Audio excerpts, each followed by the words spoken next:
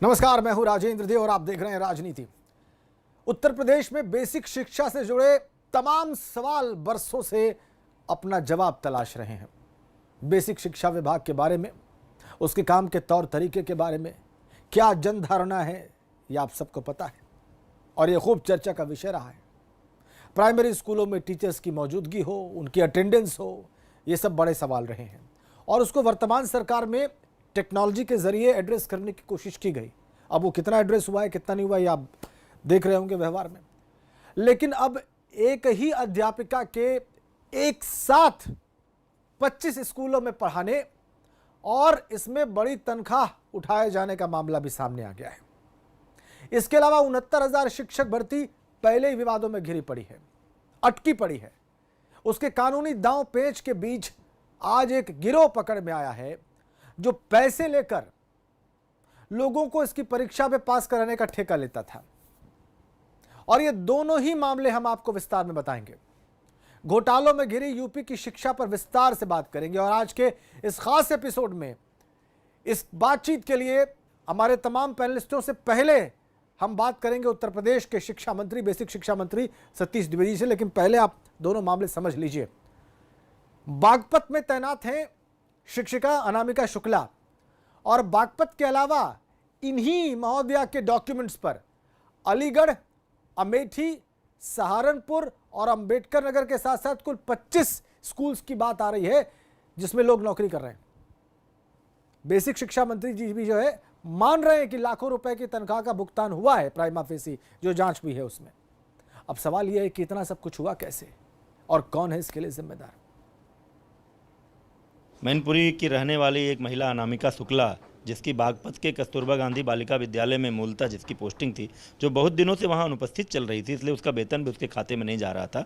उसके अभिलेखों का इस्तेमाल करते हुए 4 अन्य जनपदों अलीगढ़, सहारनपुर, अमेठी और अंबेडकर नगर में शिक्षिकाएँ उसके अभिलेखों का इस्तेमाल करते हुए कार्यरत थीं, जिनके खातों में वेतन मद में लगभग 5 लाख रुपए की धनराशि का भुगतान हुआ है।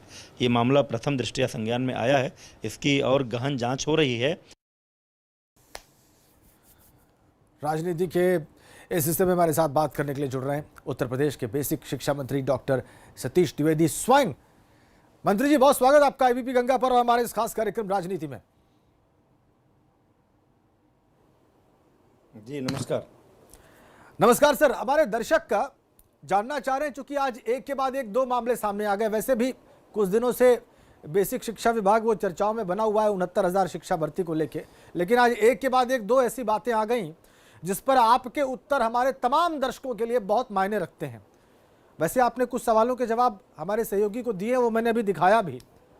लेकिन सर, ये जो टीचर का मामला सामने आ रहा है कि एक साथ 25 जगहों पर इन्हीं के डॉक्यूमेंट्स पर शिक्षिकाएं पढ़ा रही हैं और उनको बहुत सारा भुगतान हो चुका है, ये आपको लगता नहीं कि ये टिप ऑफ द आइसबर्ग है और ऐसे बहुत सारे मामले हो सकते हैं प्रदेश में?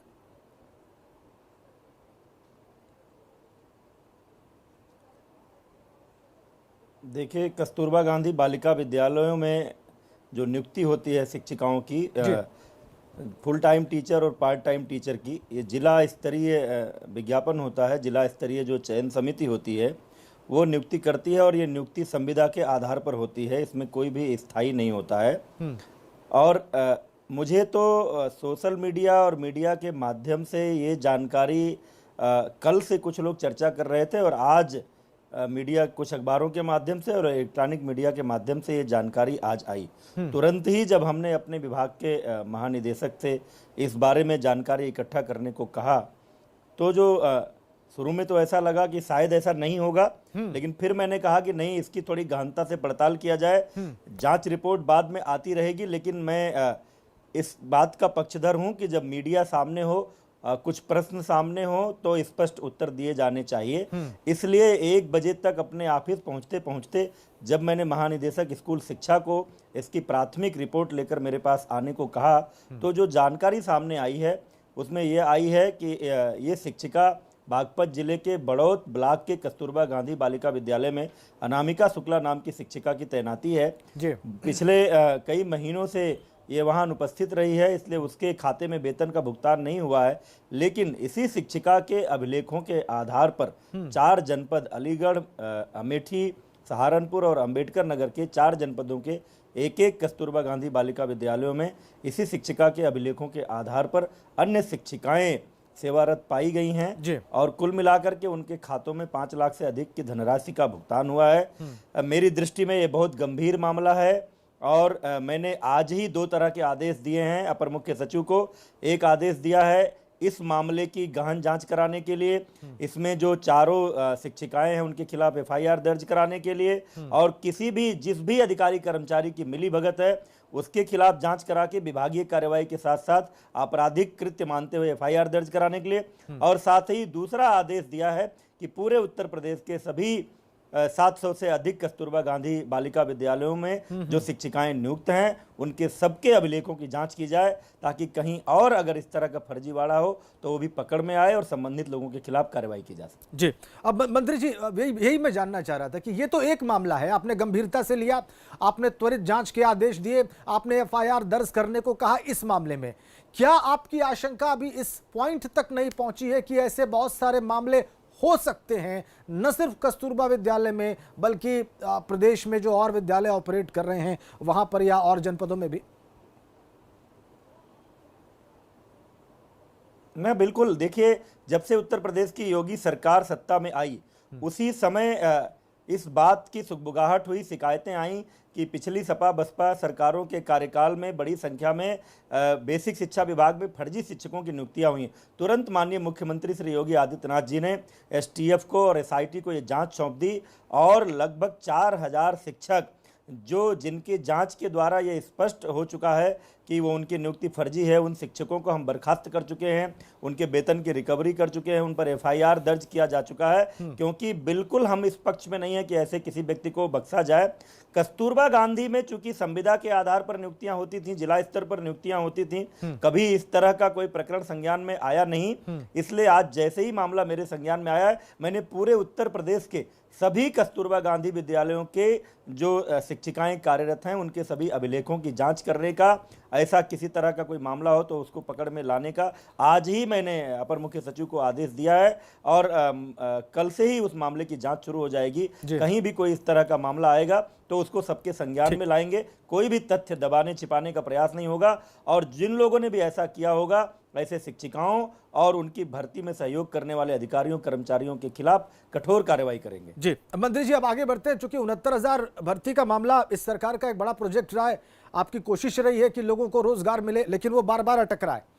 अब वो कोर्ट में जो मामला है उससे इतर मैं आज की खबर के बारे में बताऊं जिसके बारे में आपको मालूम ही होगा, हमारे दर्शक भी जान ले कि एक गिरोह पकड़ा गया है, उसके 8 लोग गिरफ्तार किए गए हैं। ये लोग पैसा लेते थे और ये कहते थे कि हम आपको भर्ती करवा देंगे, आपकी काउंसलिंग करवा देंगे, आप जहां चाहेंगे वहां आपकी नियुक्ति हो जाएगी।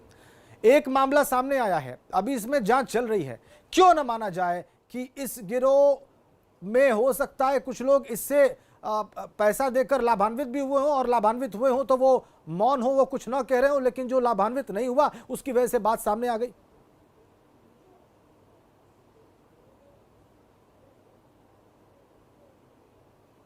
मीडिया रिपोर्टों के माध्यम से ये बात जानकारी में आई है। कई बार ऐसा होता है कि कुछ लोग इस तरह का दावा करते हैं लेकिन वास्तव में उसके कारण से कोई प्रभाव नहीं पड़ा होता है परीक्षा पर। देखिए, मैं आपको बता दूं, इस बेसिक शिक्षा विभाग की भर्ती परीक्षा के बारे में पूरी तरह से सचिव परीक्षा नियामक प्राधिकारी इस परीक्षा को कराते हैं। ये पूर्णतया गोपनीय होता है कि कौन सी एजेंसी परीक्षा करा रही है, कौन लोग विशेषज्ञ समिति में हैं, कौन प्रश्न बना रहा है, मंत्री तक को भी इस बात की जानकारी नहीं होती है, पूर्णतया गोपनीय होता है। लेकिन हमेशा से विभाग का और मैं जब से आया हूं कोशिश यही होती है, हमारी सरकार की कोशिश ये होती है कि परीक्षा की पवित्रता बनी रहे, गोपनीयता बनी रहे। अगर कहीं से पुख्ता सबूत इस बात के आएंगे कि परीक्षा में इस तरह की कोई धांधली हुई है या गलत तरीके से कुछ लोगों को किसी रैकेट ने किसी तरह का कोई लाभ पहुंचाया है, तो निश्चित रूप से इस मामले में भी जांच कराएंगे और जो भी दोषी लोग होंगे उनके खिलाफ कड़ी कार्रवाई करेंगे। सर, लेकिन आपको नहीं लगता कि विश्वसनीयता का संकट खड़ा हो जाता है जब इस तरह की बात सामने आती है? तो नहीं, बिल्कुल किसी भी परीक्षा के बारे में इस तरह की बातें सामने नहीं आनी चाहिए। परीक्षा की गोपनीयता, परीक्षा की विश्वसनीयता, ये सबसे महत्वपूर्ण होता है। कई बार क्या होता है कि कई ऐसे रैकेट गिरोह पकड़ में आते हैं जो इस तरह की कोशिशें करने की प्रयास करते हैं, लेकिन अपने प्रयास में सफल नहीं हो पाते हैं।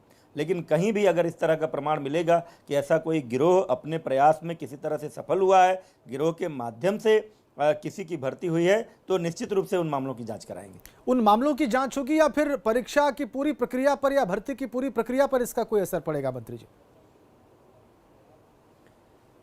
अब इस तरह से अगर देखिए, अगर इस तरह से भर्ती होने लगी कि कहीं भी कोई व्यक्ति कोई बयान दिया कि हम इस तरह से करते हैं और बिना इस बात के प्रमाण के कि वो कर पाए, बहुत सारे हर परीक्षा में, हाई स्कूल, इंटर से लेकर तमाम सारी परीक्षाओं में आप देखिए, इसके पहले नकल का उद्योग चलता था उत्तर प्रदेश में हाई स्कूल, इंटर में। हाँ। लेकिन जब से उत्तर प्रदेश की योगी सरकार आई, नकल विहीन परीक्षा हो रही।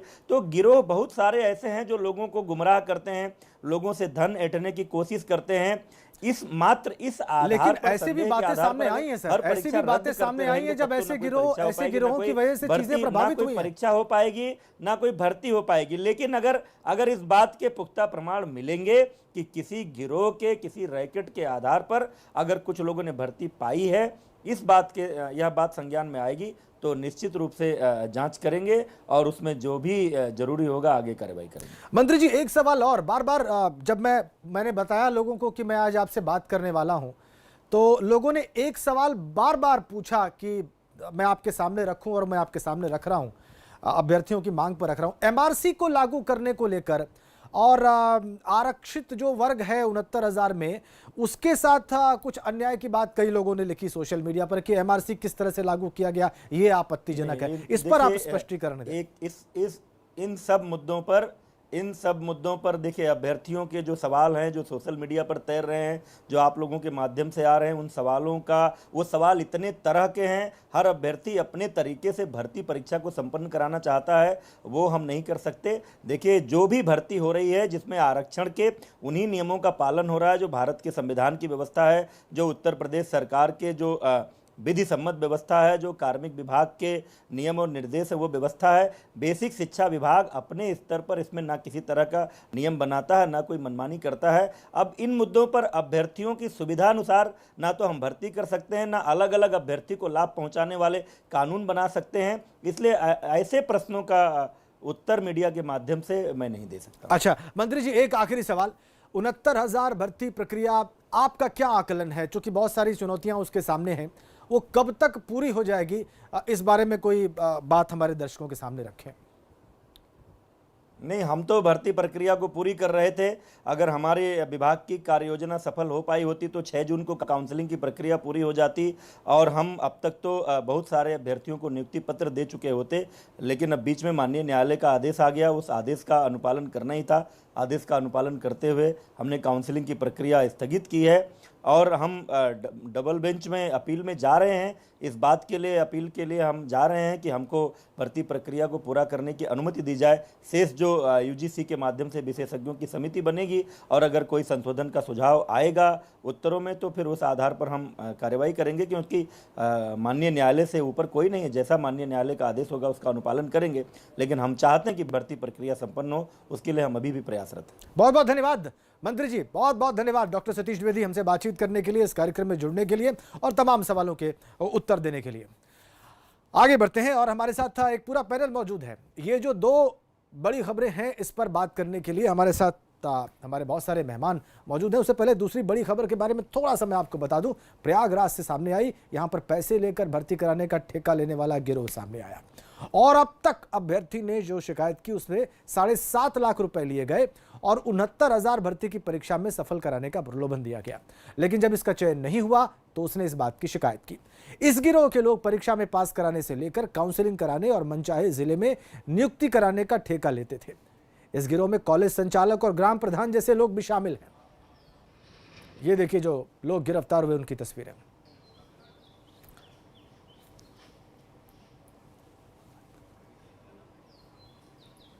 और डिटेल पूछताछ की गई तो ये पता चला कि ये लोग जौनपुर, पूर्वांचल के जिलों के लड़कों से ठगी के नाम पे कि उनको परीक्षा में पास कराएंगे, वो पैसे लेते हैं और उनको जो पेपर आता है उसके प्रश्न उनको कुछ आंसर की देते हैं कि जिससे वो भर दें। तो इस तरह का एक रैकेट चल रहा था। अब वो रैकेट ये ओरिजिनल की देते हैं या कहाँ से ये पता करते हैं, ये पूछताछ की जा रही है।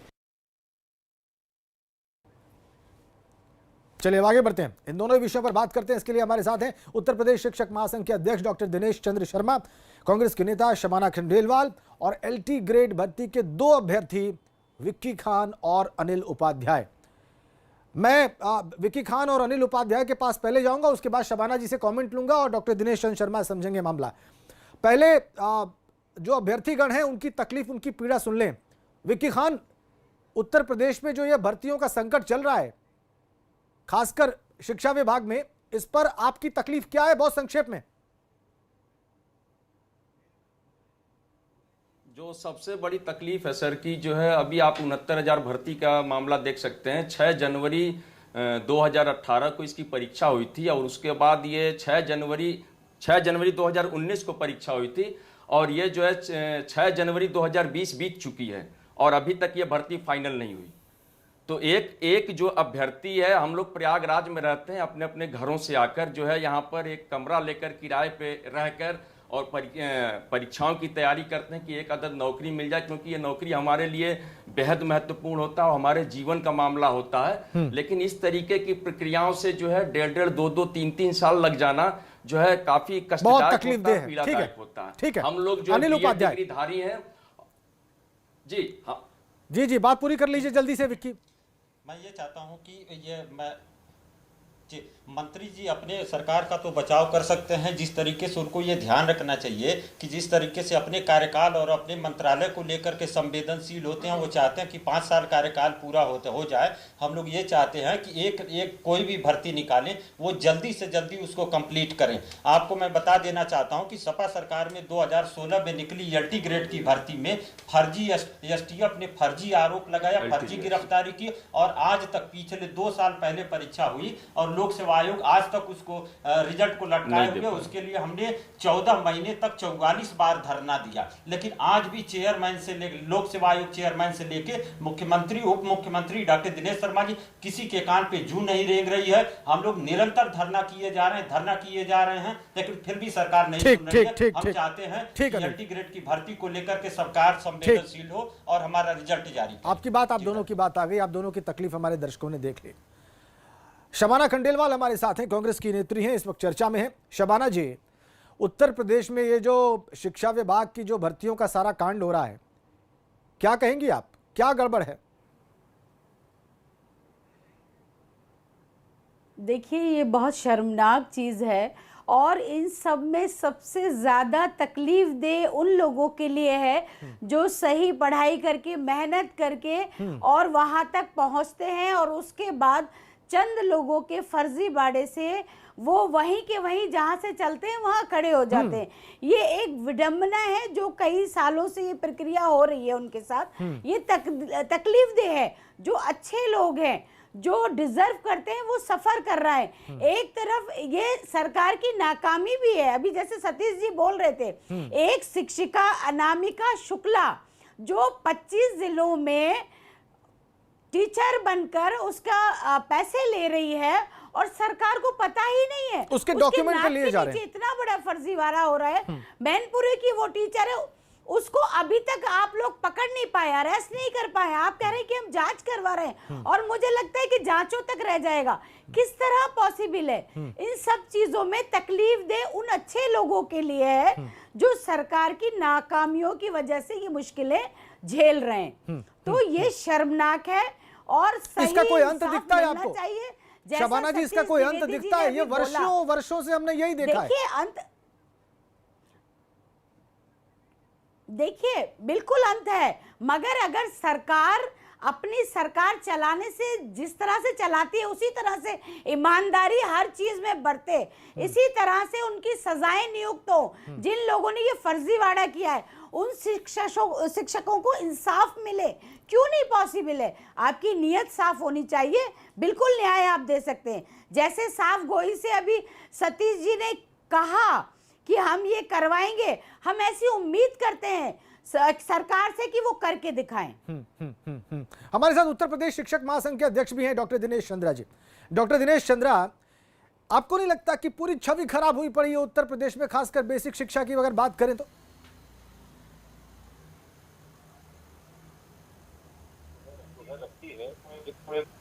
कस्तूरबा गांधी विद्यालय की संस्था है, उसको कई जिलों में मानदेय भुगतान का प्रकरण है। इस पर मैं कहना चाहूंगा कि ये कस्तूरबा का जो वितरण है, ये जो बेसिक शिक्षा के जो रेगुलर टीचर है उनसे थोड़ा अलग, क्योंकि कई जगह नौकरी करने की बात हो या एक से अधिक भुगतान लेने की बात हो, वो 2012 के बाद से उस पर रोक लग गई, क्योंकि प्रदेश में जितने भी बेसिक शिक्षा परिषद के अध्यापक हैं उनको ऑनलाइन पेमेंट से भुगतान होता है। उनका जो भुगतान है वो उनके पैन कार्ड और आधार कार्ड से अटैच है, डबल भुगतान से नहीं हो सकता। ये जो कस्तूरबा का मामला है इसकी कमेटी अलग है, इसका जिला स्तर पर मामला होता है, विभाग का ध्यान इस ओर नहीं गया। ये जो आपके माध्यम से मेरे संज्ञान में आया है, ये बहुत बड़ा अपराध है कि अगर एक ही कोई शिक्षा है अस्थायी रूप से और वो 4 या 5 जगह ले रही है, इसमें माननीय मंत्री जी ने भी स्वीकार किया कि उनकी गल बहुत गंभीर है। तो ये एक मैं समझता हूँ कि आपके को उठाने के बाद सरकार का ध्यान इस ओर जाएगा और कस्तूरबा गांधी या मानदेय वाले या अस्थायी वर्कर जो भी बेसिक शिक्षा में है उन पर भी उसी प्रकार की व्यवस्था लागू होगी। आपकी आवाज में कुछ दिक्कत है डॉक्टर दिनेश चंद्रा, इसलिए मैं वापस शबाना जी के पास जा रहा हूं। शबाना जी, बहुत सारी भर्तियां ऐसी स्टेज में हैं जहां पर लोगों को नियुक्ति पत्र मिले ही नहीं। बहुत सारी परीक्षाओं की प्रोसेस अंतहीन है, वो चले जा रही है। अभी विक्की खान बता रहे थे, अनिल उपाध्याय बता रहे थे, वो सिलसिला कभी रुकता ही नहीं है। ऐसे तो फिर कोई भर्ती हो चुकी उत्तर प्रदेश में, ऐसे तो फिर व्यवस्था चल चुकी। जी, मैं यही विडंबना है हमारे प्रदेश की। हम यही तो बोल रहे हैं कि अच्छे लोग लगातार सफ़र कर रहे हैं। हमारी जागरूकता, हमारी सरकार की प्राथमिकता ये होनी चाहिए कि जो सही लोग हैं, जो कष्ट में हैं, उनको न्याय मिलना चाहिए। हम बड़ी बड़ी बातें करें कि हम उद्धार कर देंगे प्रदेश का और देश का, ये एक अलग मैटर है, मगर जिन लोगों को ज़रूरत है रोज़ी रोज़गार की, हम बात करते हैं लाखों लोगों को रोज़गार देने की। चंद भर्तियां जो सालों से अटकी पड़ी हैं अलग अलग विभागों में, जो ईमानदार लोग हैं, जो मेहनत करके वहां तक पहुंचे, उनको न्याय मिलना चाहिए। ये सरकार की जिम्मेदारी है, सरकार की प्राथमिकता है कि उनको न्याय मिलना चाहिए। वो किस तरह करेगी ये रणनीति सरकार तय करेगी। सिर्फ हम उस कुर्सी पे बैठे हैं शिक्षा मंत्री की या मुख्यमंत्री की, उतना पर्याप्त नहीं है। उस कुर्सी पर बैठ के हम कितने लोगों के साथ न्याय कर पा रहे हैं, ये बहुत जरूरी है। ठीक, बिल्कुल सही बात। वो सरकार को तय करना पड़ेगा और न्याय भी त्वरित होना चाहिए। Shabana ji, delayed justice is justice denied, देर से मिला न्याय अन्याय होता है। और यहाँ पर न्याय की प्रक्रिया बहुत लंबी खिंचती चली जा रही है और वो अलग अलग स्तर पर उसमें समस्याएं हैं। बहुत धन्यवाद आप सभी का, विक्की खान, अनिल उपाध्याय, शबाना जी और डॉक्टर दिनेश चंद्रा, इस चर्चा का हिस्सा बनने के लिए और कमेंट करने के लिए। समस्या आपके सामने है, समाधान कब होगा मालूम नहीं। राजनीति देखने के लिए आपका बहुत बहुत धन्यवाद। वक्त ब्रेक का।